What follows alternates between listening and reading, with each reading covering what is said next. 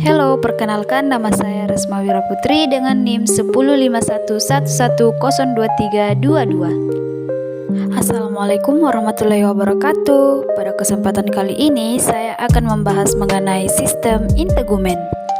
Sistem integumen adalah sistem organ yang paling luas. Sistem ini terdiri atas kulit dan aksesoris lainnya, termasuk rambut, kuku, kelenjar keringat, dan kelenjar sebaceus dan reseptor saraf khusus yang fungsinya untuk menstimuli perubahan internal atau lingkungan eksternal.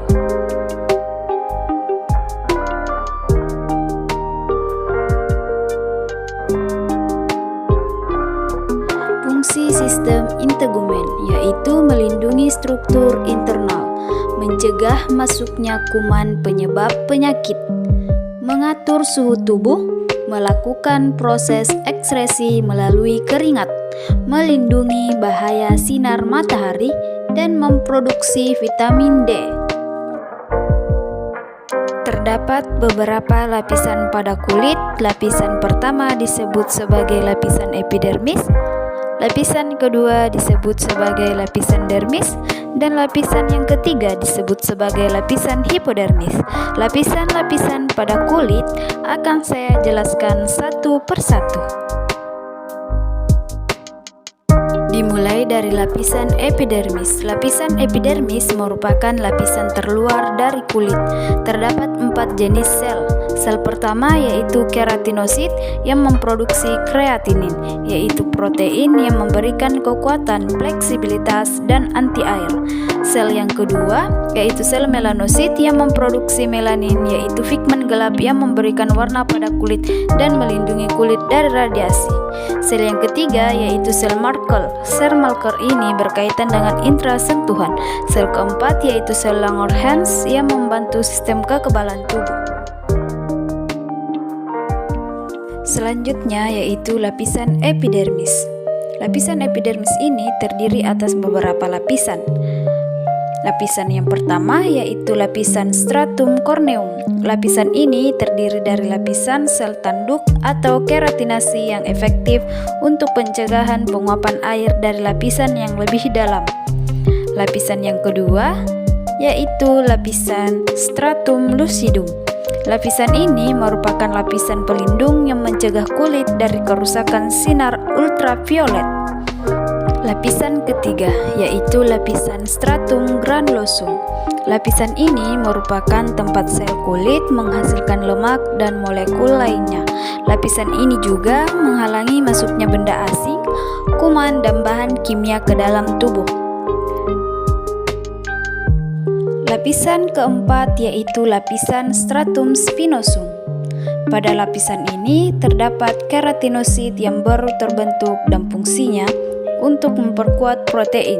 Selain itu terdapat Langerhans yang mencegah infeksi bakteri atau virus pada kulit. Lapisan kelima yaitu stratum basal. Lapisan ini merupakan lapisan terdalam di epidermis yang aktif membentuk sel kulit. Pada lapisan ini terdapat melanosit. Nah, ini tadi penjelasan dari lapisan epidermis. Selanjutnya yaitu lapisan dermis. Pada lapisan ini terdiri atas beberapa penyusun utama. Yang pertama yaitu kolagen sebagai protein kuat. Yang kedua yaitu serat retikuler sebagai serat protein yang berfungsi sebagai penyongkong. Yang ketiga serat elastis sebagai protein yang berperan dalam elastisitas kulit. Terdapat beberapa lapisan pada dermis. Lapisan pertama yaitu lapisan papiladermis.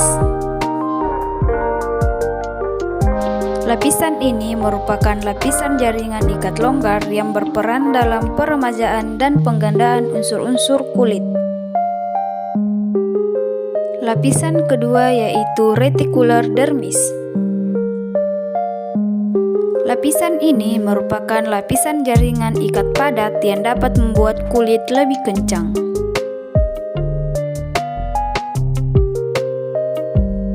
Selanjutnya yaitu struktur dari dermis. Yang pertama yaitu sebaceous gland. Sebaceous ini menghasilkan minyak yang berperan sebagai pelindung kulit dari kekeringan. Yang kedua yaitu ada hair follicle. Hair follicle ini adalah bagian akar rambut yang merupakan tempat membelahnya sel-sel rambut. Yang ketiga yaitu ada nerves. Nerves ini adalah saraf-saraf penerima rangsangan sentuhan yang akan dikirim ke otak.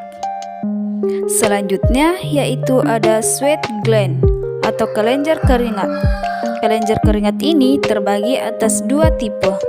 Tipe pertama disebut sebagai kelenjar keringat ekrin. Kelenjar keringat ekrin ini tersebar di seluruh tubuh kecuali klop penis, bagian dalam telinga luar, telapak tangan, telapak kaki, dan dahi.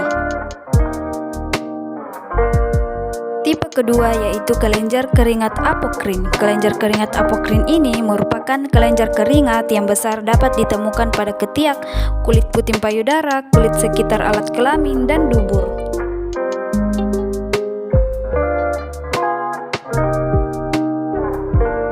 Selanjutnya yaitu lapisan hipodermis. Hipodermis ini merupakan lapisan bawah kulit atau fascia superficialis yang terdiri dari jaringan pengikat longgar, dan bagian yang orange ini merupakan lobus lemak yang merata pada hipodermis sehingga membentuk bantalan lemak atau kita sebut sebagai funiculus adiposus.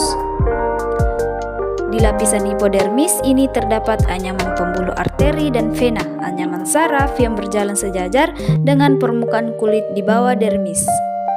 Fungsi jaringan ini sebagai penahan terhadap benturan ke organ tubuh bagian dalam, memberi bentuk pada tubuh, mempertahankan suhu tubuh, dan sebagai tempat penyimpanan cadangan makanan. Nah, itu tadi penjelasan sistem integumen terutama anatomi dari kulit. Selamat menyaksikan. Wassalamualaikum warahmatullahi wabarakatuh.